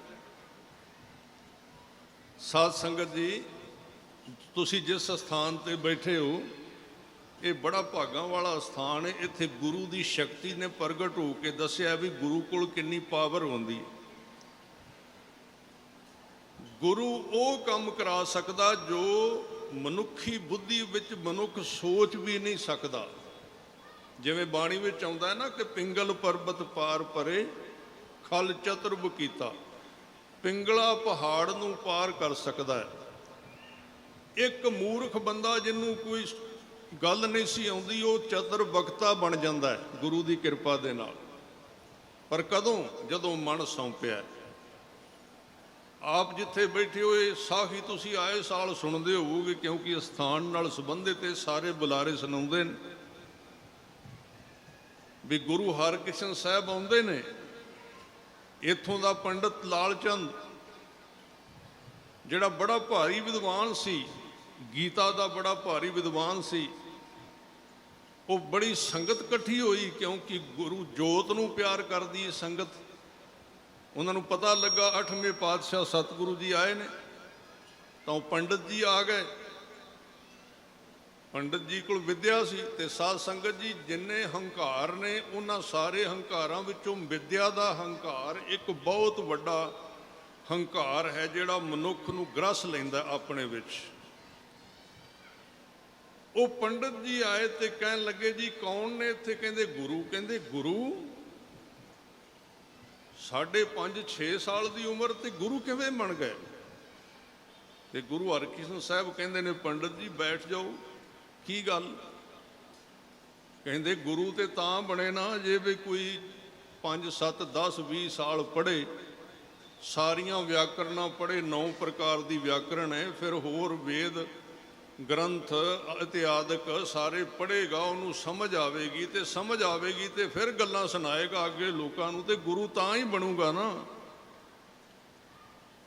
महाराज कहंदे पंडित जी विद्या बड़ी चंगी चीज़ है, पढ़ना बड़ी चंगी चीज़ है, पर तुहानू अजे धर्म मैनू तुहाडे ते तरस आउंदा, तुहानू धर्म की समझ नहीं आई। संसार की विद्या बुद्धि की विद्या जिहड़ी गुरु का जिहड़ा रब का रस है ये तो पार जाके आउंदा है। वो कहंदा वो किहड़ा रस हुंदा है? ये पढ़िया लिखिया नाले वापरदा है। अज हुण बड़िया नाल वापर रहा है। ਹੁਣ ਵਾਪਰਿਆ ਇਸੇ ਟਾਈਮ, ਕਥਾ ਸੁਣ ਕੇ ਵੀ ਕਈਆਂ ਨਾਲ ਵਾਪਰ ਰਿਹਾ ਵੀ ਇਹ ਕਿਵੇਂ ਦੀ ਗੱਲ ਹੋਈ, ਵਿੱਦਿਆ ਤੋਂ ਬਿਨਾਂ ਕੀ ਬਣੇਗਾ, ਮੈਂ ਤੇ ਕੋਰਸ ਕੀਤਾ ਸੀ, ਫਿਰ ਉਹਦਾ ਕੀ ਕਰਾਂਗੇ। ਕੋਰਸ ਕਰੋ ਜੀ ਸਦਕੇ ਕਰੋ, ਪਰ ਇਹਨਾਂ ਕੋਰਸਾਂ ਦੇ ਨਾਲ ਰੱਬ ਵੱਸ ਵਿੱਚ ਆਉਣ ਵਾਲਾ ਨਹੀਂ ਹੈ। ਇਹਦੇ ਨਾਲ ਆਪਣੀ ਨੌਲੇਜ ਵੱਧਦੀ ਹੈ। ਜਿਹੜੀ ਬੌਧਿਕ ਵਿੱਦਿਆ ਹੈ ਉਹ ਸਿਰਫ ਮਨੁੱਖ ਨੂੰ ਇਹ ਦੱਸਦੀ ਏ ਕਿ ਤੂੰ ਗਲਤ ਜਾ ਰਿਹਾ, ਹਨੇਰੇ ਵਿੱਚ ਜਾ ਰਿਹਾ, ਉਹਨੂੰ ਆਪਣੀ ਗਲਤੀ ਦੱਸਦੀ ਹੈ, ਹੋਰ ਕੁਝ ਵੀ ਨਹੀਂ ਹੈ। ਬੇਸ ਤਾਂ ਹੈ। ਤੇ ਪੰਡਤ ਜੀ ਕਹਿੰਦੇ ਵੀ ਉਮਰ ਅਜੇ 5.5 ਸਾਲ ਦੀ, ਗੁਰੂ ਕਿੱਥੋਂ ਬਣ ਗਏ, ਨਾ ਪਾਠਸ਼ਾਲਾ ਗਏ, ਨਾ ਸਕੂਲ ਗਏ, ਨਾ ਯੂਨੀਵਰਸਿਟੀ ਗਏ, ਨਾ ਕੋਰਸ ਕੀਤਾ। ਹੁਣ ਇੱਥੇ ਗੱਲ ਤੁਸੀਂ ਸਮਝਣਾ, ਇਹ ਗੱਲ ਪੜ੍ਹੇ ਲਿਖੇ ਬੰਦੇ ਦੇ ਸਮਝ ਵਿੱਚ ਨਹੀਂ ਆਏਗੀ ਕਿ ਗੁਰੂ ਕੇਵਲ ਬੁੱਧੀ ਤੱਕ ਸੀਮਤ ਨਹੀਂ, ਗੁਰੂ ਕੇਵਲ ਸਰੀਰ ਤੱਕ ਸੀਮਤ ਨਹੀਂ, ਗੁਰੂ ਆਤਮਾ ਦੇ ਤਲ ਤੇ ਜੋਤ ਨੂੰ ਕਹਿੰਦੇ ਨੇ।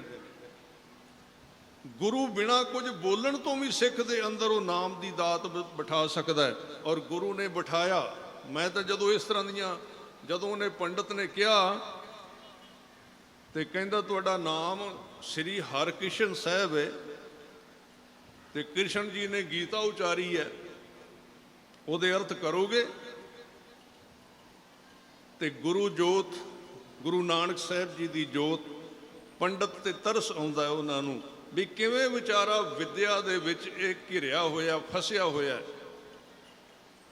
ਸਤਿਗੁਰਾਂ ਨੇ ਕਿਹਾ ਪੰਡਤ ਜੀ ਜੇ ਮੈਂ ਕੁਝ ਸੁਣਾ ਦਿੱਤਾ ਤੇ ਫਿਰ ਤੁਸੀਂ ਕਹਿਣਾ ਕੋਈ ਨਾ ਕੋਈ ਕਰਾਮਾਤ ਵਿਖਾ ਦਿੱਤੀ ਏ, ਜਾਓ ਕੋਈ ਬੰਦਾ ਲੈ ਆਓ ਇੱਥੋਂ ਫੜ ਕੇ, ਉਹਦੇ ਤੋਂ ਅਰਥ ਕਰਾ ਦਿਆਂਗੇ। ਪੰਡਤ ਜੀ ਗਏ, ਤੇ ਪੰਡਤ ਜੀ ਬੜੇ ਸਿਆਣੇ ਹੁੰਦੇ ਨੇ, ਤੇ ਪੰਡਤ ਜੀ ਕੋਈ ਗੁੰਜਾਇਸ਼ ਨਹੀਂ ਰੱਖਦੇ ਵੀ ਕਿਤੇ ਹਾਰ ਨਾ ਜਾਈਏ। ਪੰਡਤ ਦਾ ਇੱਕੋ ਹੀ ਜ਼ੋਰ ਲੱਗਾ ਰਹਿੰਦਾ ਵੀ ਉਹ ਜਿੱਤੇ, ਉਹ ਅੱਗੇ ਲੰਘੇ, ਦੂਜਿਆਂ ਨੂੰ ਪਿੱਛੇ ਛੱਡੇ। ਉਹ ਐਸ ਦੁੱਖ ਦਾ ਮਾਰਿਆ ਰਹਿੰਦਾ ਅੱਠੇ ਪੈਰ। ਪੰਡਤ ਜੀ ਬੜੇ ਸਿਆਣੇ ਸਨ।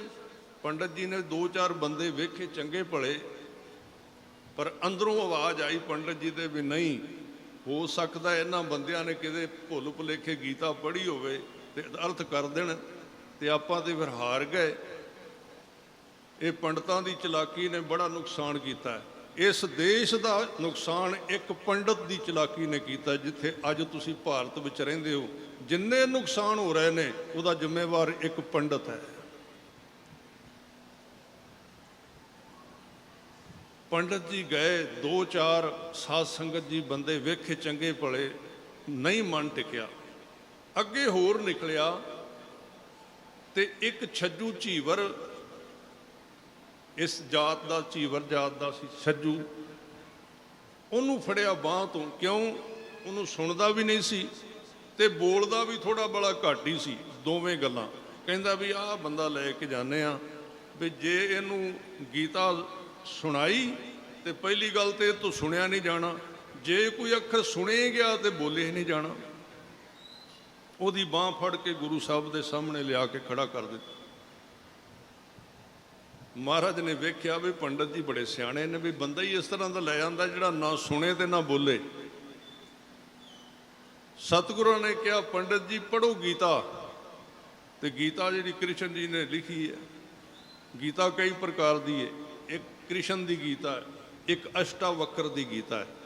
ਅਸ਼ਟਾਵਕਰ ਦੀ ਗੀਤਾ ਇਸ ਦੁਨੀਆ ਦੇ ਗਿਣੇ ਚੁਣੇ ਲੋਕਾਂ ਦੇ ਪੜ੍ਹਨ ਵਾਸਤੇ ਹੈ, ਆਮ ਆਦਮੀ ਦੇ ਪੜ੍ਹਨ ਵਾਸਤੇ ਉਹ ਨਹੀਂ ਹੈ, ਕਿਉਂਕਿ ਉਹ ਗਿਆਨ ਦੀ ਹੱਦ ਹੈ। ਅਸ਼ਟਾਵਕਰ ਦੀ ਗੀਤਾ ਜਿਹੜੀ, ਅਸ਼ਟਾਵਕਰ ਬਹੁਤ ਵੱਡਾ ਸਾਧਕ ਹੋਇਆ।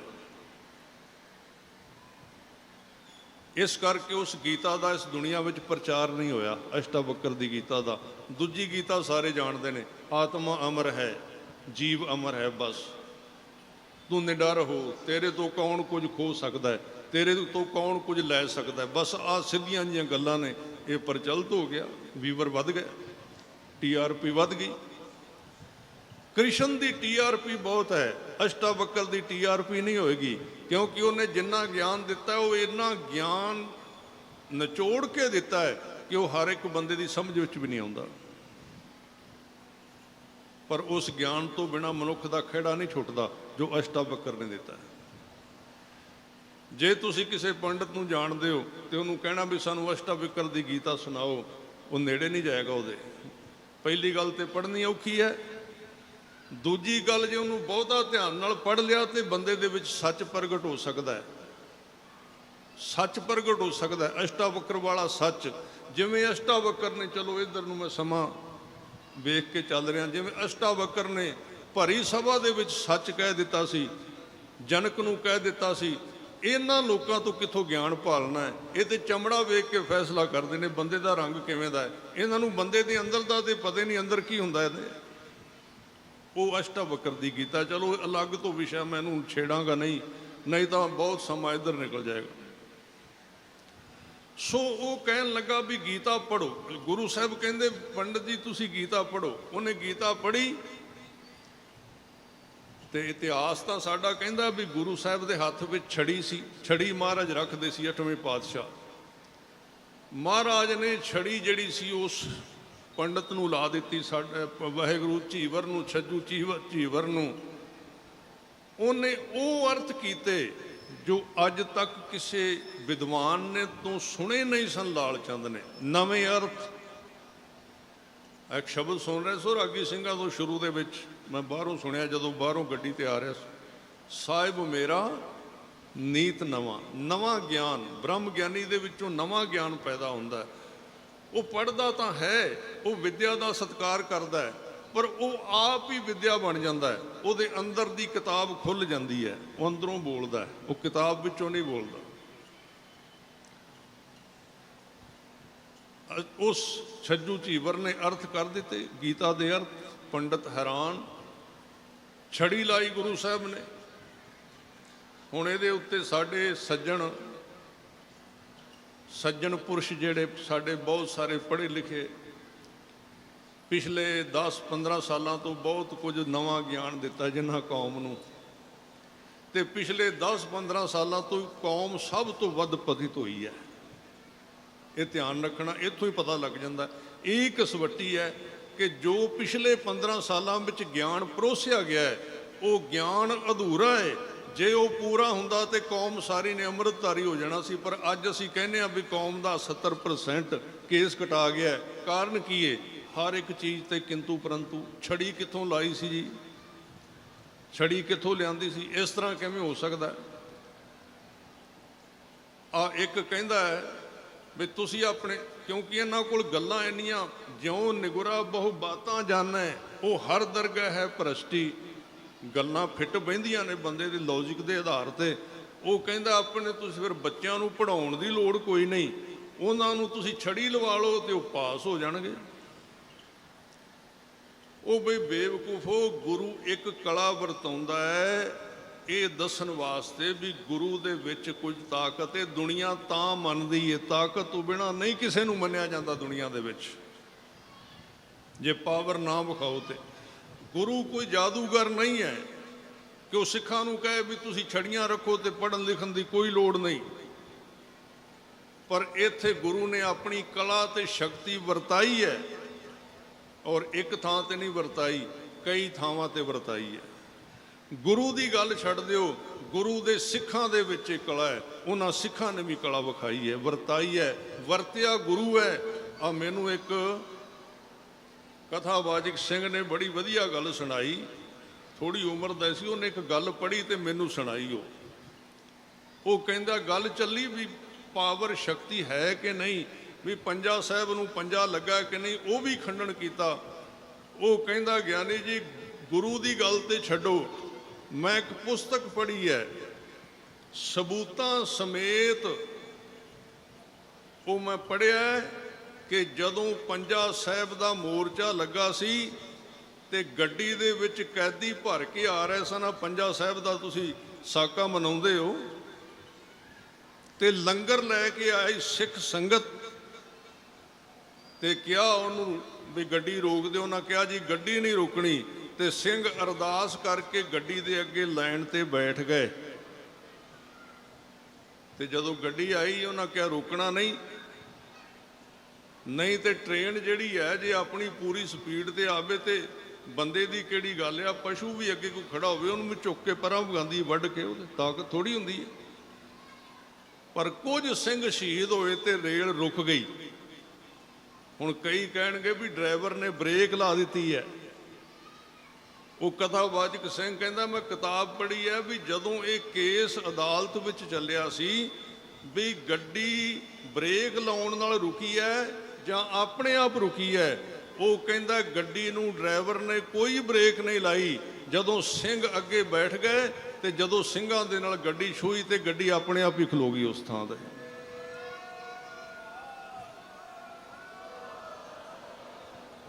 ਇਹ ਤਾਂ ਸਿੱਖਾਂ ਦੇ ਵਿੱਚ ਬਰਕਤਾਂ ਨੇ, ਸਿੱਖਾਂ ਦੇ ਵਿੱਚ ਤਾਕਤਾਂ ਨੇ।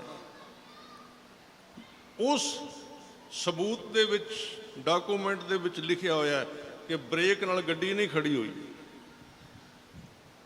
ਉਹ ਸਿੱਖਾਂ ਦੀ ਬਰਕਤ ਦੇ ਨਾਲ ਖਲੋ ਗਈ।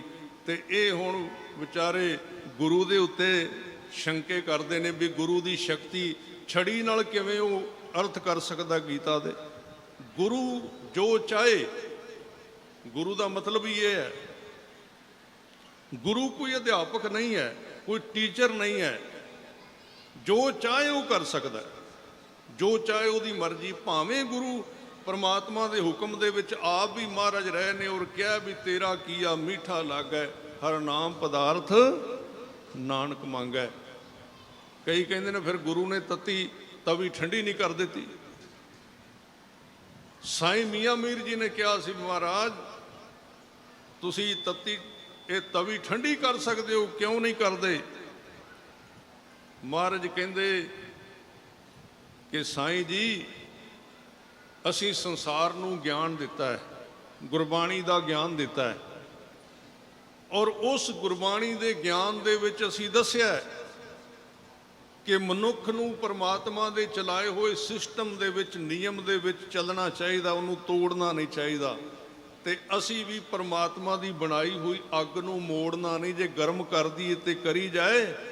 ਦੂਜੀ ਗੱਲ, ਜੇ ਅੱਜ ਮੈਂ ਤੇ ਤਤੀ ਤਵੀ ਨੂੰ ਰੱਬ ਦੇ ਨਾਮ ਦੀ ਬਰਕਤ ਨਾਲ ਠੰਡੀ ਕਰ ਦਿਆਂਗਾ, ਕੱਲ ਨੂੰ ਜੇ ਸਿੱਖਾਂ ਨੂੰ ਕੁਰਬਾਨੀ ਕਰਨੀ ਪੈਗੀ ਤੇ ਉਹਨਾਂ ਨੇ ਕੁਰਬਾਨੀ ਫਿਰ ਨਹੀਂ ਕਰਨੀ, ਉਹਨਾਂ ਕਹਿਣਾ ਆਪ ਤੇ ਠੰਡੀ ਕਰ ਲਈ, ਹੁਣ ਸਾਡੇ ਵਾਸਤੇ ਤਤੀਆਂ ਤਵੀਆਂ ਨੇ।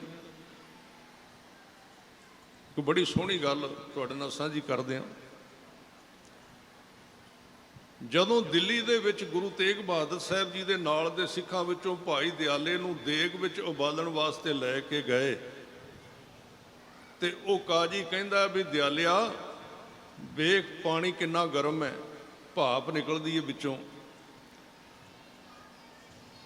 ਉਬਲਦਾ ਪਾਣੀ ਤੇ ਇਹਦੇ ਵਿੱਚ ਬਹਿਣਾ ਪਏਗਾ, ਤੇ ਦੂਜਾ ਤਰੀਕਾ ਵੀ ਤੂੰ ਸਿੱਖੀ ਛੱਡ ਦੇ, ਤੂੰ ਸਿੱਖੀ ਨੂੰ ਤਿਆਗ ਦੇ। ਭਾਈ ਦਿਆਲਾ ਜੀ ਉਸ ਦੇਗ ਦੇ ਕੋਲ ਗਏ, ਪਾਣੀ ਵੱਲ ਵੇਖਿਆ, ਦੇਗ ਵੱਲ ਵੇਖਿਆ ਤੇ ਦੋਵੇਂ ਹੱਥ ਜੋੜ ਲਏ, ਸਿਰ ਨੀਵਾਂ ਕੀਤਾ। ਆਪੋ ਆਪਣੀ ਸਮਝ ਹੈ। ਤੇ ਜਿਹੜਾ ਕਾਜੀ ਹੈ ਉਹ ਹੱਸ ਪਿਆ, ਕਹਿੰਦੇ ਅਜੇ ਤੇ ਪਾਣੀ ਦੇ ਵਿੱਚ ਨਹੀਂ ਗਿਆ, ਬਾਹਰ ਵੇਖ ਕੇ ਤੇਰਾ ਸੰਤੁਲਨ ਖਤਮ ਹੋ ਗਿਆ, ਪਾਣੀ ਨੂੰ ਹੱਥ ਜੋੜੀ ਜਾਂਦਾ ਵੀ ਬਚਾਈ ਮੈਨੂੰ। ਇਹ ਕਹਿ ਕੇ ਭਾਈ ਦਿਆਲਾ ਜੀ ਸਤਨਾਮ ਵਾਹਿਗੁਰੂ ਕਹਿ ਕੇ ਦੇਗ ਦੇ ਵਿੱਚ ਖੜੇ ਹੋ ਗਏ ਤੇ ਕਹਿਣ ਲੱਗੇ, ਉਹ ਕਾਜੀ ਬਹਾ ਬੋਰਾ, ਮੈਂ ਪਾਣੀ ਨੂੰ ਤੇ ਦੇਗ ਨੂੰ ਹੱਥ ਨਹੀਂ ਜੋੜਦਾ, ਮੈਂ ਇਸ ਪਾਣੀ ਨੂੰ ਹੱਥ ਨਹੀਂ ਜੋੜਿਆ, ਉਹ ਤੇਰੀ ਨਜ਼ਰ ਵਿੱਚ ਸੀ। ਮੈਂ ਤੇ ਇਸ ਦੇਗ ਦੇ ਵਿੱਚ ਬੈਠੇ ਹੋਏ ਗੁਰੂ ਅਰਜਨ ਦੇਵ ਜੀ ਦੇ ਦਰਸ਼ਨ ਕਰ ਰਿਹਾ ਸੀ ਤੇ ਉਹਨਾਂ ਅੱਗੇ ਹੱਥ ਜੋੜ ਰਿਹਾ ਸੀ ਮੈਂ ਤੇ।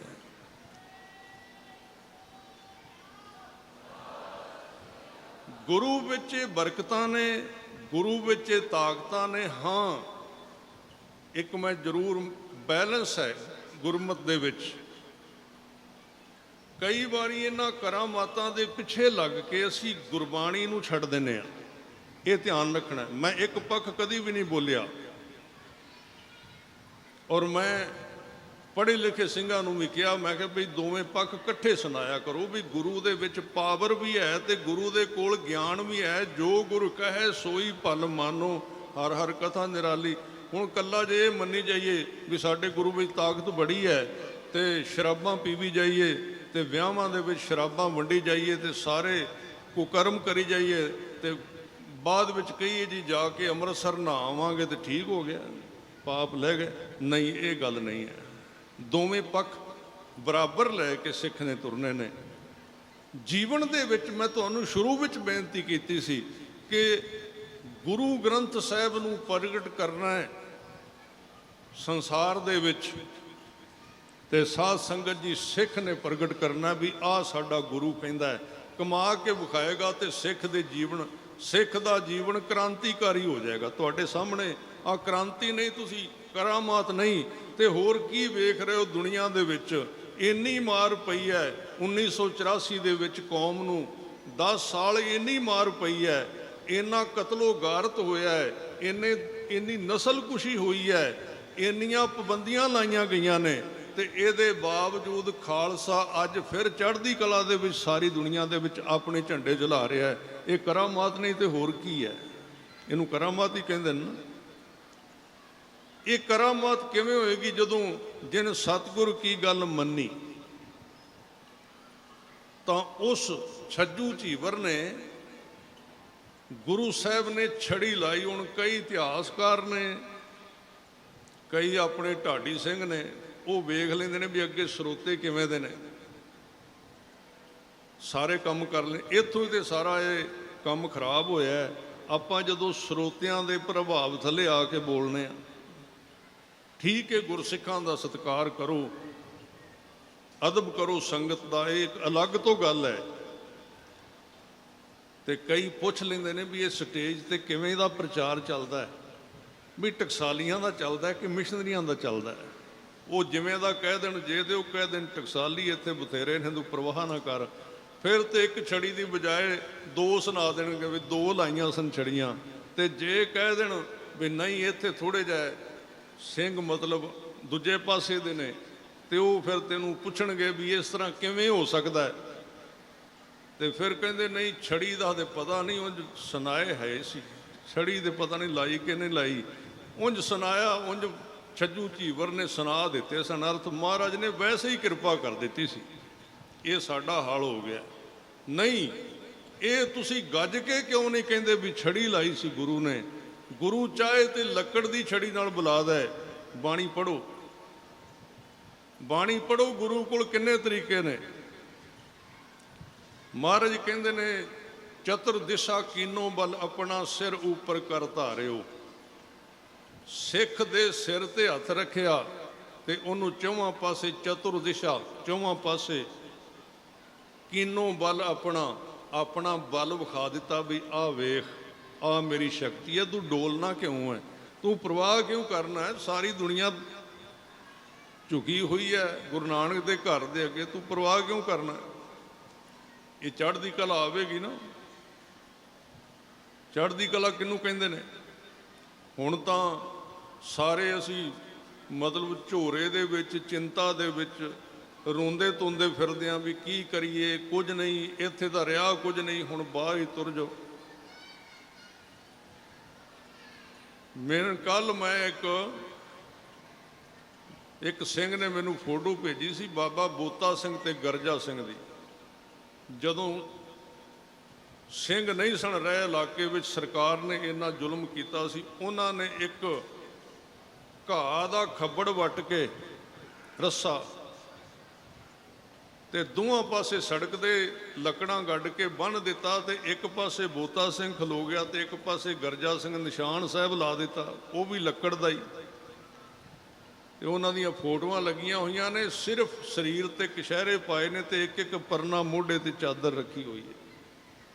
ਫੌਜ ਲੰਘਣ ਲੱਗੀ, ਕਹਿੰਦੇ ਰੁਕੋ, ਕਹਿੰਦੇ ਤੁਸੀਂ ਕੌਣ ਹੋ? ਕਹਿੰਦੇ ਅਸੀਂ ਕੌਣ ਆ? ਕਹਿੰਦੇ ਅਸੀਂ ਬਾਦਸ਼ਾਹ, ਖਾਲਸੇ ਦਾ ਰਾਜ ਹੋ ਗਿਆ, ਤੁਹਾਨੂੰ ਝੰਡਾ ਨਹੀਂ ਦਿਸਦਾ ਸਾਹਮਣੇ, ਨਿਸ਼ਾਨ ਸਾਹਿਬ ਨਹੀਂ ਦਿਸਦਾ? ਉਹ ਕਹਿੰਦੇ ਕੌਣ ਨੇ ਬੰਦੇ? ਕਮਾਲ ਦੀ ਗੱਲ ਹੈ। ਚਲੋ ਗੱਲ ਲੰਮੀ ਨਾ ਕਰਾਂ, ਮਤਲਬ ਸਰੀਰ ਦੇ ਕੱਪੜੇ ਵੀ ਨਹੀਂ, ਪੈਰੀ ਜੁੱਤੀ ਵੀ ਨਹੀਂ, ਤੇ 2 ਦੀ ਗਿਣਤੀ ਹੈ, ਤੇ ਕਹਿੰਦੇ ਸਾਡਾ ਰਾਜ ਹੋ ਗਿਆ। ਤੇ ਅੱਜ ਹੁਣ ਸਾਰਾ ਕੁਝ ਹੈ, ਸਭ ਕੁਝ ਹੈ। ਕਹਿੰਦੇ ਅਸੀਂ ਤੇ ਬਾਹਰ ਹੀ ਚਲੇ ਜਾਣਾ ਜੀ, ਸਾਰਿਆਂ ਨੇ ਵਿਦੇਸ਼ ਵਿੱਚ ਹੀ ਚਲੇ ਜਾਣਾ। ਆ ਇੱਕ ਸਿੰਘ ਚੰਗਾ ਭਲਾ ਮੈਨੂੰ ਕਹਿੰਦਾ ਮੈਂ ਤੇ ਆਉਣਾ ਹੀ ਨਹੀਂ ਇੱਥੇ ਪਰਤ ਕੇ, ਮੈਂ ਤੇ ਜ਼ਮੀਨ ਹੀ ਵੇਚ ਦਿੱਤੀ ਹੈ, ਮੈਂ ਤੇ ਘਰ ਦਾ ਸਮਾਨ ਵੀ, ਮੈਂ ਕਿਹਾ ਵੀ ਮੈਂ ਇੱਥੇ ਆਉਣਾ ਹੀ ਨਹੀਂ, ਲੋਕਾਂ ਨੂੰ ਕਹਿ ਦਿੱਤਾ ਤੁਸੀਂ ਦਰਵਾਜ਼ੇ ਖੋਲ੍ਹ ਕੇ ਤੇ ਲੈ ਜਾਓ ਚੁੱਕ ਕੇ ਸਾਰਾ। ਮੈਂ ਕਿਹਾ ਕੀ ਗੱਲ, ਐਡੀ ਕਿਹੜੀ ਗੱਲ ਹੋ ਗਈ? ਕਹਿੰਦੇ ਉੱਥੇ ਝੂਠੇ ਬੜੇ ਲੋਕ ਨੇ, ਉੱਥੇ ਲਾਲਚੀ ਬੜੇ ਲੋਕ ਨੇ, पैसे मंगते ने साढ़े तो उत्थे जाइए, आ है वो है, नशा बड़ा हो गया, आ हो गया, सिंह तो रहे ही कोई नहीं। वो मैं क्या गुरु दे ਸਿੰਘੋ बड़े तुसी नगर कीर्तन कढ़दे उत्थे विदेश विच ते वड्डे वड्डे दमाले सजांदे हो ते बड़े मारे बकारे ते बड़ी चढ़दी कला भी सरकार दे झंडे दे नाल साडा भी झंडा लगा। तुहाडे अंदर की बन गया? तुहाडे इन्ने कमज़ोर हो गए तुसी। ਇਹ ਧਿਆਨ ਨਾਲ ਸੁਣੋ ਸਾਧ ਸੰਗਤ ਜੀ, ਆਪਣੀ ਮਾਲਕੀਅਤ ਜ਼ਮੀਨ ਨਾ ਵੇਚੋ ਇਸ ਧਰਤੀ ਦੇ ਉੱਤੋਂ। ਇਹਦੇ ਪਿੱਛੇ ਇੱਕ ਪੂਰੀ ਵੱਡੀ ਸਕੀਮ ਚੱਲ ਰਹੀ ਹੈ ਕਿ ਤੁਹਾਨੂੰ ਬੇਮਾਲਕ ਕਰਨਾ ਪੰਜਾਬ ਦੀ ਧਰਤੀ ਤੋਂ। ਤੇ ਫਿਰ ਉਹ ਕਹਿਣਗੇ ਤੁਸੀਂ ਇੱਥੋਂ ਦੇ ਮਾਲਕ ਹੀ ਨਹੀਂ, ਹੁਣ ਜਿਹੜੇ ਥੋੜੇ ਵਾਲੇ ਬਚੇ ਉਹ ਚੜੋ ਜਹਾਜ਼ ਤੇ ਜਾਓ ਜਿੱਧਰ ਮਰਜ਼ੀ ਜਾਣਾ। ਤੇ ਸਾਡੇ ਵਾਲੇ ਕੀ ਕਹਿੰਦੇ ਨੇ, ਨਹੀਂ ਜੀ ਇੱਧਰ ਤੇ ਗਰਮੀ ਬੜੀ ਲੱਗਦੀ ਏ, ਅਸੀਂ ਤੇ ਆਉਣਾ ਹੀ ਨਹੀਂ ਇੱਥੇ ਜੀ, ਇੱਥੇ ਜੀ ਜ਼ਮੀਨ ਵੇਚ ਦੇਣੀ ਹੈ। ਉਹ ਜਿੱਥੇ ਤੁਹਾਡੇ ਗੁਰੂਆਂ ਨੇ ਬਖਸ਼ਾਂ ਕੀਤੀਆਂ ਨੇ, ਜਿੱਥੇ ਮਹਾਰਾਜ ਨੇ ਕਿਰਪਾ ਕੀਤੀ ਹੈ, ਤੁਹਾਡੀ ਜਿਹੜੀ ਬੇਸਿਕ ਜ਼ਮੀਨ ਹੈ, ਤੁਸੀਂ ਉਧਰ ਜਾ ਕੇ ਤੇ ਮਾੜਾ ਮੋਟਾ ਵੇਖ ਕੇ ਰੰਗ ਤਮਾਸ਼ਾ ਜਿਹਾ ਤੇ ਤੁਸੀਂ ਇਹਨੂੰ ਛੱਡ ਕੇ ਬਹਿ ਗਏ। ਰਹੋ ਉੱਥੇ, ਕੋਈ ਗੱਲ ਨਹੀਂ, ਮੈਂ ਨਹੀਂ ਕਹਿੰਦਾ ਵਿਦੇਸ਼ ਨਾ ਜਾਓ, ਜਾਓ ਵਿਦੇਸ਼, ਉੱਥੇ ਵੀ ਰਹੋ। ਮੈਂ ਕਈ ਘਰ ਵੇਖੇ ਨੇ ਜੇ 3 ਨਿਆਣੇ ਨੇ, 4 ਨਿਆਣੇ ਨੇ ਤੇ ਘਰ ਵਿੱਚ ਖੈਰ ਮਹਿਰ ਹੈ, ਸਭ ਮਤਲਬ ਕੰਮ ਚੱਲਦਾ ਹੈ ਵਧੀਆ। ਤੇ ਸਾਧ ਸੰਗਤ ਜੀ ਸਾਰੇ ਹੀ ਆਈਲੈਟਸ ਕਰੀ ਜਾਂਦੇ ਨੇ, ਸਾਰੇ ਹੀ। ਤੇ ਮੈਂ ਕਈਆਂ ਨੂੰ ਕਹਿਣਾ ਵੀ ਇਹਨਾਂ ਆ ਜਿਹੜੀਆਂ ਗਾਵਾਂ ਮੱਝਾਂ ਰੱਖੀਆਂ ਨੇ ਤੇ ਕੁੱਤੇ ਰੱਖੇ, ਇਹਨਾਂ ਨੂੰ ਵੀ ਕਰਾ ਦਿਓ, ਇਹਨਾਂ ਨੂੰ ਵੀ ਨਾਲ ਹੀ ਲੈ ਜਾਏ ਤੁਸੀਂ, ਇੱਥੇ ਛੱਡਿਆ ਜੇ ਨਾ ਕਿਸੇ ਨੂੰ। ਇਹ ਗੱਲਾਂ ਸਾਧ ਸੰਗਤ ਜੀ ਹੱਸਣ ਵਾਲੀਆਂ ਨਹੀਂ, ਇਹ ਸਾਡੀ ਨੌਨਸੈਂਸ ਬੇਸਮਝੀ ਹੈ। ਆਉਣ ਵਾਲੇ ਸਮੇਂ ਵਾਸਤੇ ਅਸੀਂ ਬਹੁਤ ਵੱਡਾ, ਆਉਣ ਵਾਲੀਆਂ ਪੀੜ੍ਹੀਆਂ ਵਾਸਤੇ ਬੜਾ ਵੱਡਾ ਨੁਕਸਾਨ ਸਹੇੜ ਰਹੇ ਹਾਂ ਆਪਣੀ ਐਸ਼ ਪਿੱਛੇ ਸਿਰਫ। ਜੇ 4 ਬੱਚੇ ਨੇ ਤੇ 2 ਬਾਹਰ ਭੇਜ ਦਿਓ, 2 ਇੱਥੇ ਰੱਖੋ, ਇੱਥੇ ਕਿਹੜਾ ਮਾੜੀ ਗੱਲ ਹੈ। ਇਹ ਬੜਾ ਜ਼ਰੂਰੀ ਹੈ ਇਸ ਚੀਜ਼ ਦੇ ਉੱਤੇ। ਇਹ ਆਪਣਾ ਦੇਸ਼ ਹੈ, ਆਪਣੀ ਧਰਤੀ ਹੈ, ਆਪਣੇ ਲੋਕ ਨੇ ਇੱਥੇ। ਸਾਡਾ ਇੱਥੋਂ ਤੋਂ ਬਿਨਾਂ ਤ੍ਰਿਪਤੀ ਨਹੀਂ ਆਉਂਦੀ ਮਨ ਨੂੰ। ਜਿਹੜੇ ਵਿਦੇਸ਼ ਵੀ ਗਏ ਨੇ ਉਹ ਵੀ ਉੱਥੇ ਕਹਿੰਦੇ ਵੀ ਭਾਵੇਂ ਇੱਥੇ ਸਾਰਾ ਕੁਝ ਹੈ ਪਰ ਸਾਡੇ ਮਨ ਨੂੰ ਸ਼ਾਂਤੀ ਨਹੀਂ ਆਉਂਦੀ। ਇੱਥੇ ਕੁਦਰਤੀ ਹੈ, ਜਿਸ ਜ਼ਮੀਨ ਤੇ ਤੁਹਾਡਾ, ਜਿੱਥੋਂ ਦਾ ਜੀਨਸ ਹੈ, ਜਿੱਥੋਂ ਤੁਹਾਡਾ ਸਰੀਰ ਬਣਿਆ, ਤੁਹਾਡੇ ਸਰੀਰ ਦੇ ਵਿੱਚ ਇੱਥੋਂ ਦੀ ਮਿੱਟੀ ਦੇ ਅੰਸ਼ ਨੇ, ਤਾਂ ਤੁਸੀਂ ਇਹਨੂੰ ਛੱਡ ਕੇ ਕਿੱਥੇ ਜਾ ਸਕਦੇ ਹੋ, ਕਿਵੇਂ ਜਾ ਸਕਦੇ? ਸੋ ਮਹਾਰਾਜ ਸੱਚੇ ਪਾਤਸ਼ਾਹ ਨੇ, ਮੈਂ 2-3 ਵਿਸ਼ੇ ਤੁਹਾਡੇ ਨਾਲ ਸ਼ੁਰੂ ਕਰ ਬੈਠਾ ਸੀ ਤੇ ਟਾਈਮ ਹੋ ਗਿਆ। ਇੱਕ ਤਾਂ ਮਹਾਰਾਜ ਕਹਿੰਦੇ ਵੀ ਜੇ ਰੱਬ ਦੇ ਨਾਮ ਦਾ ਬੂਟਾ ਉਗਾਉਣਾ ਹੈ ਤਾਂ ਮਨ ਨੂੰ ਹਾਲੀ ਬਣਾਉਣਾ ਪਏਗਾ, ਪਹਿਲਾਂ ਮਨ ਨੂੰ ਸਾਬਤ ਕਰਨਾ ਪਏਗਾ। ਉਹ ਜਿਹੜਾ ਭਾਈ ਛੱਜੂ ਸੀ, ਉਹਨੇ ਅਰਥ ਕਿਉਂ ਕਰ ਦਿੱਤੇ ਗੀਤਾ ਦੇ। ਪੰਡਤ ਲਾਲ ਚੰਦ ਨੇ ਪੁੱਛਿਆ ਵੀ ਮਹਾਰਾਜ, ਫਿਰ ਮੰਨ ਗਿਆ। ਕਈ ਇਤਿਹਾਸ ਕਹਿੰਦਾ ਵੀ ਉਹਨੇ ਜਨੇਊ ਲਾ ਕੇ ਅੱਗੇ ਰੱਖ ਦਿੱਤਾ ਮਹਾਰਾਜ। ਮਹਾਰਾਜ ਕਹਿੰਦੇ ਚੁੱਕ ਕੇ ਪਾ ਲੈ, ਇਹ ਤੇਰਾ ਧਰਮ ਹੈ, ਤੂੰ ਆਪਣੇ ਧਰਮ ਵਿੱਚ ਰਹੋ, ਅਸੀਂ ਇਹ ਨਹੀਂ ਕਰਦੇ, ਅਸੀਂ ਕਿਸੇ ਦਾ ਧੱਕੇ ਨਾਲ ਧਰਮ ਨਹੀਂ ਛਡਾਉਂਦੇ। ਉਹ ਕਹਿੰਦਾ ਮਹਾਰਾਜ ਮੈਂ ਸਿੱਖ ਬਣਨਾ ਤੁਹਾਡਾ, ਪਰ ਮੈਨੂੰ ਇੱਕ ਬੇਨਤੀ ਆ ਵੀ ਮੈਨੂੰ ਦੱਸੋ ਤਾਂ ਸਹੀ ਬਈ ਇਸ ਬੰਦੇ ਦੇ ਨਾਂ ਤੇ ਕੰਨ ਕੰਮ ਕਰਦੇ ਨੇ, ਪਾਣੀ ਢੋ ਢੋ ਕੇ ਇਹਦਾ ਸੁਣਨਾ ਬੰਦ ਹੋ ਗਿਆ, ਤੇ ਨਾ ਇਹਦੀ ਜ਼ੁਬਾਨ ਪੂਰੀ ਕੰਮ ਕਰਦੀ ਹੈ। ਤੇ ਜਦੋਂ ਮੈਂ ਬੋਲਿਆ ਤੇ ਇਹਨੇ ਸੁਣ ਕਿਵੇਂ ਲਿਆ ਤੇ ਇਹਨੇ ਬੋਲ ਕਿਵੇਂ ਲਿਆ ਹੈ?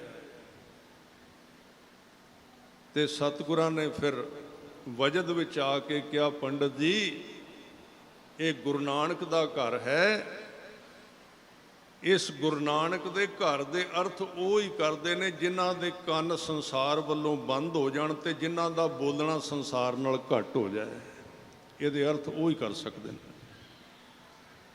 ਜਿਹੜੇ ਇੱਥੇ ਸਾਰਾ ਦਿਨ ਨਿੰਦਿਆ ਚੁਗਲੀਆਂ ਸੁਣਦੇ ਨੇ ਤੇ ਆਪਣੀਆਂ ਵਡਿਆਈਆਂ ਸੁਣਦੇ ਨੇ, ਉਹ ਕਹਿਣ ਵੀ ਅਸੀਂ ਗੁਰੂ ਦੀ ਗੱਲ ਕਰ ਲਈ, ਅਸੀਂ ਕਰਦੇ ਹੀ ਪਏ ਹਾਂ, ਥੋੜ੍ਹੇ ਥੋੜ੍ਹੀਆਂ। ਆ ਸਵੇਰੇ ਤੁਸੀਂ ਟੈਲੀਵਿਜ਼ਨ ਖੋਲ੍ਹ ਕੇ ਵੇਖੋ, ਜਿੱਥੇ ਵੇਖੋ ਉੱਥੇ ਹੀ ਕਥਾ ਹੁੰਦੀ ਹੈ ਪਈ। ਕਿੱਧਰ ਜਾ ਰਹੀ ਹੈ? ਮੈਂ ਨਹੀਂ ਕਹਿੰਦਾ ਵੀ ਨਹੀਂ ਹੋਣੀ ਚਾਹੀਦੀ, ਹੋਣੀ ਤਾਂ ਚਾਹੀਦੀ ਹੈ, ਪਰ ਇੰਨੀ ਕਥਾ ਜਾ ਕਿੱਧਰ ਰਹੀ ਹੈ? ਲੋਕਾਂ ਦੇ ਵਿੱਚੋਂ ਪ੍ਰਗਟ ਕਿਉਂ ਨਹੀਂ ਹੋ ਰਹੀ? क्योंकि ये कथावां साध संगत जी खुशामदा कर करके लगदियां ने। उत्थे दास भी करके आउंदा है, चलो सत्कार करदे जिन्ना करन। ये लैना विच लग लग के, ये तरले लै लै के, पैर चट चट के, उन्हां लोकां दीयां सिफारिशां पवा पवा के जिहड़े सवेरे रात नूं शराब पींदे ने ते सवेरे 10 वजे उठदे ने, उन्हां दी सिफारिश नाल जे तुहाडी कथा उत्थे लग भी गई तो कौन सुनेगा तुहाडी कथा उत्थे? ये गुरु नानक दा घर है, असीं इहनूं गुरु नानक दा घर रहन नहीं दिता। जी जी करदे फिरने आ। वो तुहानूं ते वजीर बनाया सी गुरु दे, ते तुसीं वजीर बन के ये जिहड़े होमगार्डीए सन इन्हां दे पिछे तुरे फिरदे हो तुसीं। ते फिर कहंदे सिੱਖੀ नूं होया की है। सो ये गुरु साहब दी, गुरु हरकृष्ण साहब महाराज दी कृपा है। और गुरु गोबिंद सिंह महाराज जी ने साडे कोल एक, मैं बेनती करां, यही एक सबूत है। 6वें पातशाह तक गुरु ग्रंथ साहब जी दे विच नां ने गुरुआं दे। जे इतिहास की गल करो ना, जोत रूप हर आप गुरु नानक कहायो, तां ते अंगद भयो तत् स्यों तत् मिलायो। अंगद कृपा धार अमरदास सतगुर थिर कियो, अमरदास अमृत छतर गुर रामै दियो। गुर रामदास दर्शन परस कह मथुरा अमृत बैण, मूर्त पंच प्रमाण पुरख गुर अर्जन पिखो नैन। 5वें पातशाह तक नाम भट्टां ने लए ने। 6वें पातशाह का नाम आया साध संगत जी वड्डी आरजा हरगोबिंद की। ये 5वें पातशाह ने 6वें पातशाह का हवाला भी दे दिता भी उन्हां दा नाम आया है। 9वें पातशाह की 9वें महल्ले की बाणी भी आई है। पर जेड़े 7वें 8वें पातशाह ते 10वें पातशाह, जे तुसी गुरु ग्रंथ साहिब, हुण कई कहंदे असीं गुरु ग्रंथ साहिब तो बिना होर किसी ग्रंथ नूं पढ़ना ही नहीं, मनो गुरु ग्रंथ साहिब जी नूं गुरु, वो तखत चबत दे मालक ने। पर जे तुसी 10वें पातशाह की बाणी नूं नहीं मनदे, 10 गुरुआं दा कॉन्सैप्ट क्लीयर नहीं हुंदा तुहाडे सामने। 3 गुरुआं दा किते नां ही नहीं गुरु ग्रंथ साहिब जी दे विच। 5 ककारां दे नां कित्थों लओगे? आ हुण गुरु हरकृष्ण साहिब जी का आपां शब्द पढ़ना, तुसीं लिखिया भी गेट अगे ला के, ये कित्थों लवोगे? ये चंडी दी वार विच है, जिहड़ी अरदास प्रथम भगवती सिमर कै गुरु नानक नहीं त्या। पर हुण साडे विच नवे नवे पढ़े आ गए ते असीं भी उवें दे हां। जे किसे कोल 4 पैसे हैन, बस असीं उहदे पिछे लग गए। गुरु की गल करो, गुरु ते भरोसा रखो। सो आओ सारे प्यार दे नाल शब्द पढ़ के समाप्ति करिए। श्री हर कृष्ण ते आइए, श्री हर कृष्ण ते आइए, श्री हर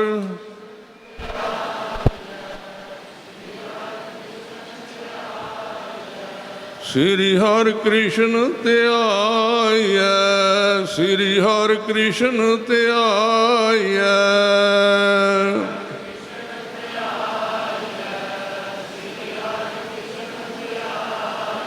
जिस डिठे सब दुख जाए, जिस डिठे सब दुख जाए, जिस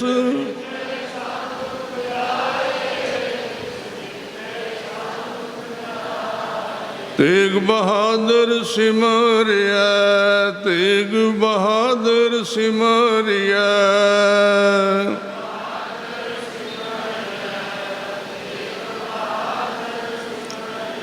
कर नौ निध आवे ताए, कर नौ निध आवे ताए, कर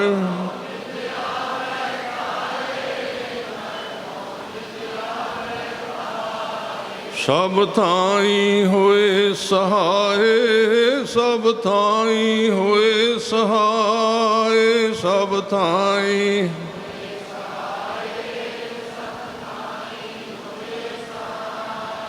सब थाई होए सहाय, सब थाई होए सहाय, सब थाई।